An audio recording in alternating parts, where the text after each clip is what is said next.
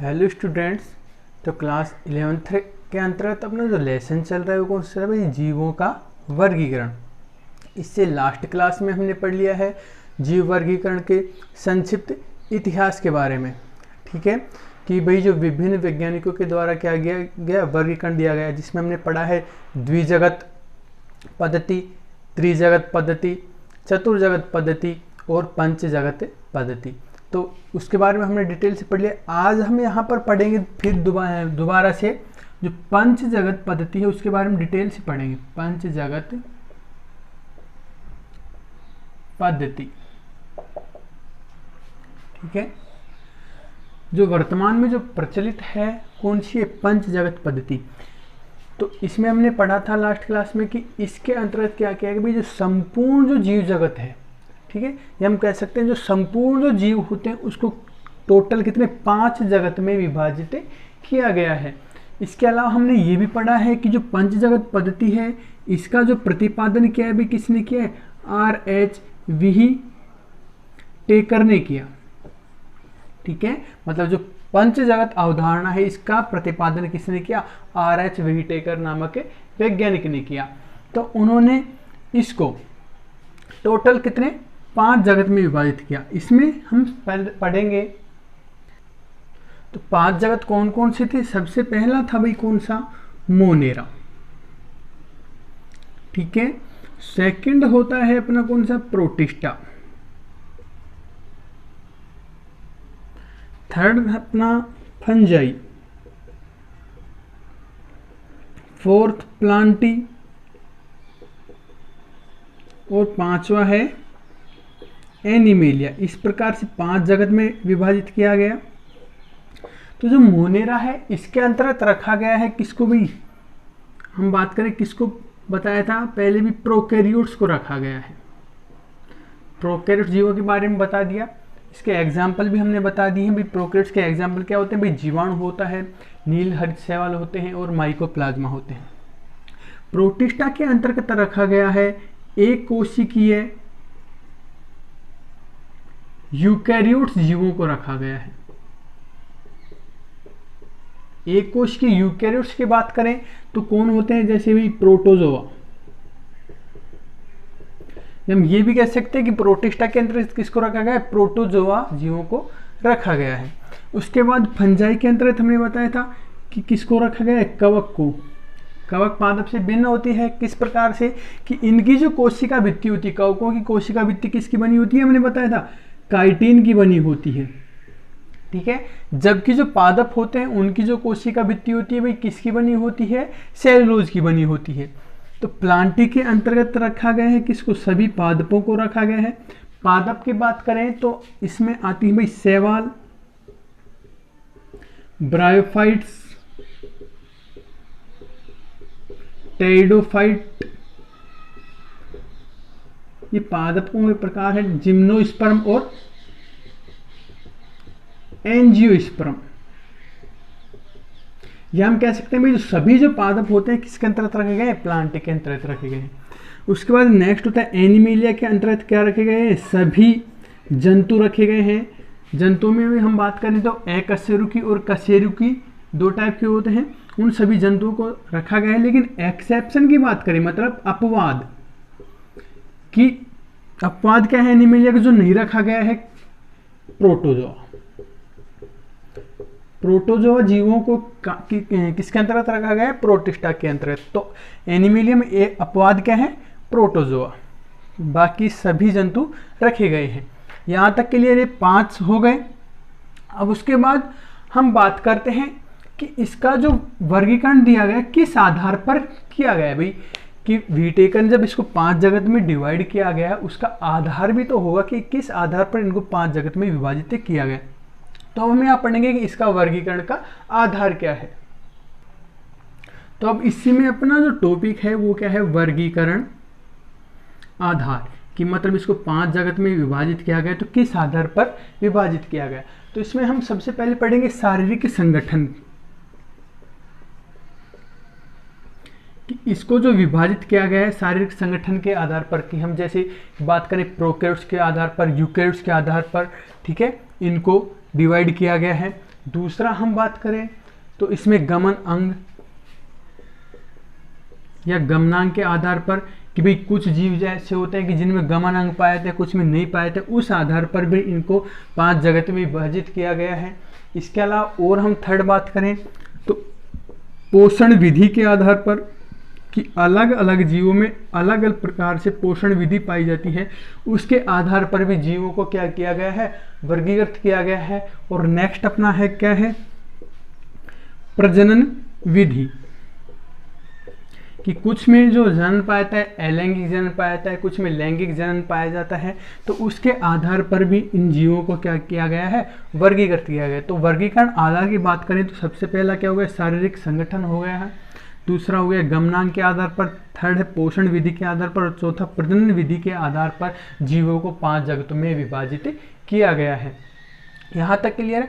उसके बाद हम सारणी के द्वारा अब देखेंगे कि किस प्रकार से इनको 5 जगत होते हैं। तो हम सबसे पहले पढ़ेंगे भाई इसके लक्षण के बारे में, तो हम यहाँ लिख देते हैं लक्षण कौन कौन से होते हैं।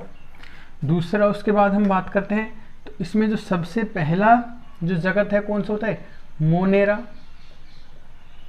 सेकंड होता है कौन सा भाई, प्रोटिस्टा।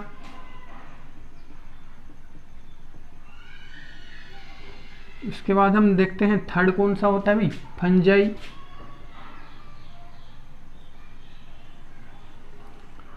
नेक्स्ट होता है प्लांटी, और जो सबसे लास्ट होता है कौन सा होता है, एनिमेलिया। तो ये हो गए अपने 5 जगत।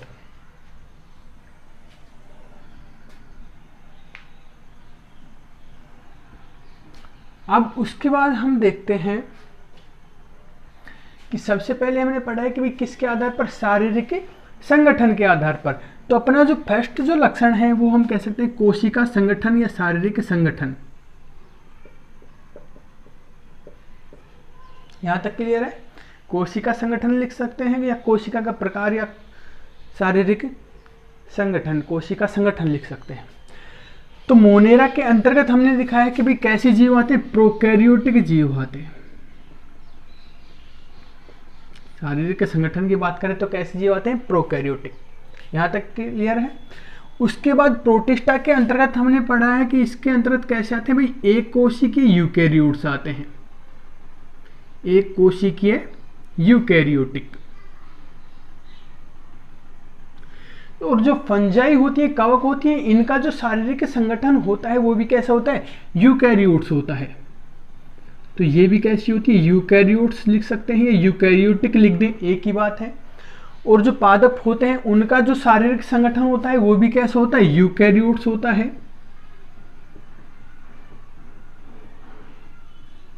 और एनिमेलिया भी कैसे होते हैं, यूकैरियोट्स होते हैं। प्रोकैरियोट्स यूकैरियोट्स में हमने बता ही दिया था। तो प्रोकैरियोट्स कैसे होते हैं कि इनमें भी क्या होता है, अल्प विकसित प्रकार का केंद्रक पाया जाता है। यूकैरियोट का मतलब क्या होता है कि इनमें सुविकसित प्रकार का केंद्रक पाया जाता है। तो ये तो हो गया अपना कोशिका संगठन का प्रकार। यहां तक क्लियर है। दूसरा हम बात करते हैं कि भाई वर्गीकरण का आधार क्या था, गमन। दूसरा जो लक्षण होता है भाई किसके आधार पर वर्गीकरण किया गया था, गमन अंगों के आधार पर। तो जो मोनेरा जगत के अंदर जो प्रोकैरियोट जीव होते हैं इनमें जो गमन होता है किसकी सहायता से होता है, कसाबों की सहायता से गमन होता है। कसाबों की सहायता से गमन क्या होता है कि भाई जैसे कोई क्या है, ये जीव है, ऑर्गेनिज्म है, ठीक है, इसके ऊपर क्या पाई थी, पतली रोम के समान क्या पाई थी, संरचना पाई जाती है। हम कह सकते हैं रोम के समान संरचना पाई जाती है, जिसके कारण वो क्या करते हैं, फ्लोटिंग करते हैं, मतलब एक प्रकार से तैरते हुए गति करते हैं। तो उनको हम, ये जो स्ट्रक्चर होती है ये क्या कहलाती है, कसाब कहलाती है। हम इसको बोलते हैं कसाबिका। तो इनमें गमन के लिए क्या पाए थे भाई, कसाबिकाएं पाई जाती हैं, ठीक है। क्या होती है, पतली रोम के समान क्या होती है, संरचनाएं होती है, वो क्या कहलाती है, कसाब कहलाती हैं। उसके बाद हम बात करते हैं तो इनमें क्या होता है, ये यहां तक क्लियर हो गया। दूसरा अपना है कौन सा, प्रोटिस्टा। प्रोटिस्टा में या तो क्या होता है, गमन नहीं पाया जाता, मतलब कोई भी जीव या तो क्या होगा, एक निश्चित स्थान पर रहता है, या फिर उनमें गमन पाया भी जाता है तो वो किसके द्वारा पाया जाता है, कसाबों की सहायता से गमन पाया जाता है।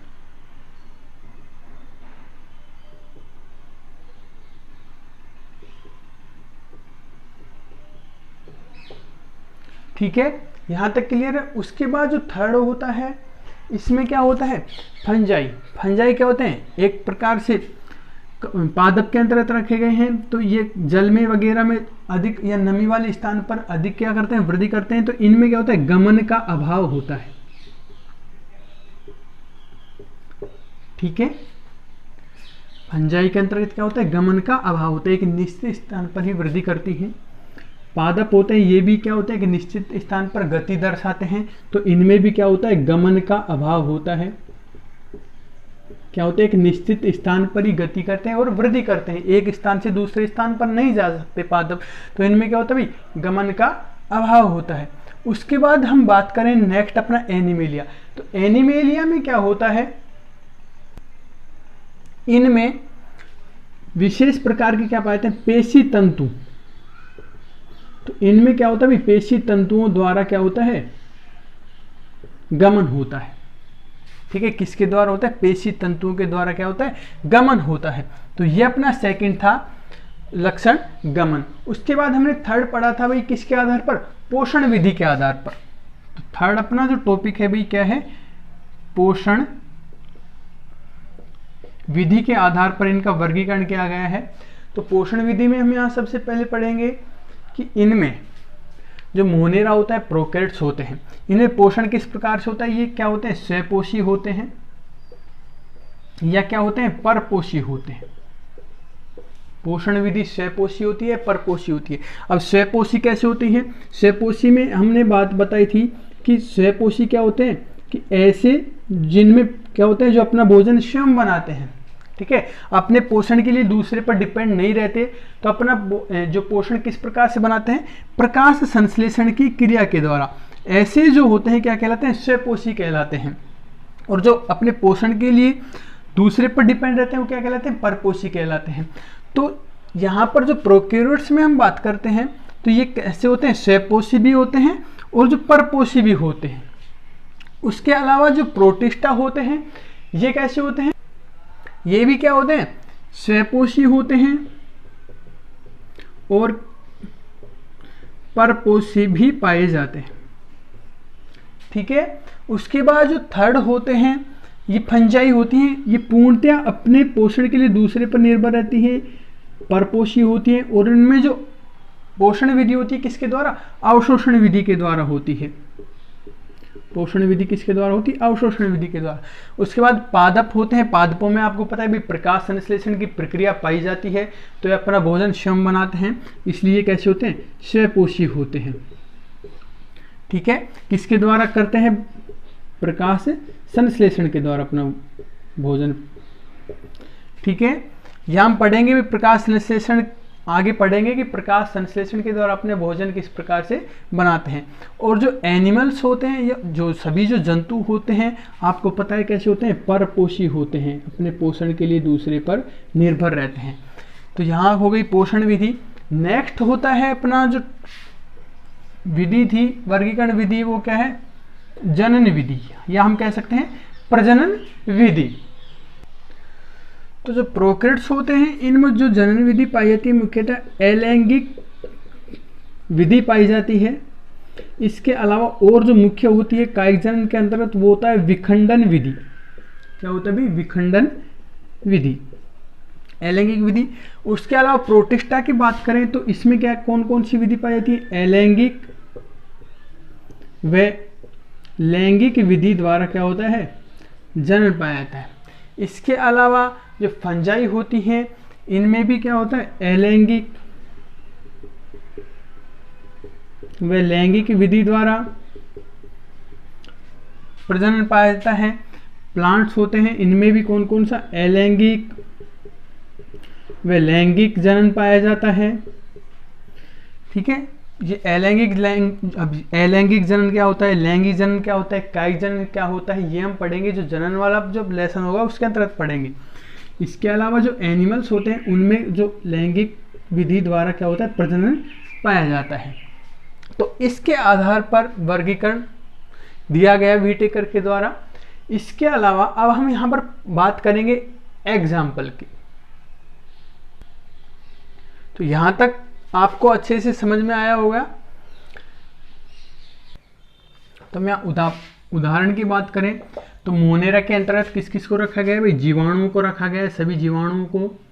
दूसरा माइकोप्लाज्मा जो क्या होते हैं, सूक्ष्म प्रकार के क्या होते हैं, जीव होते हैं, उनको रखा गया है। इसके अलावा रखा गया है नील हरित शैवाल को रखा गया है। प्रोटिस्टा के अंतर्गत हमने बता दिया भाई किसको रखा गया है, प्रोटोजोआ को रखा गया है। फंजाई के अंतर्गत कवक को रखा गया है। प्लांटिक के अंतर्गत सभी पादप आते हैं और एनिमेलिया के अंतर्गत सभी जंतु आते हैं। तो इस प्रकार ये था अपना पंचजगत पद्धति, और इसी के साथ अपना जो लेसन जो सेकंड है वो कंप्लीट हो चुका है।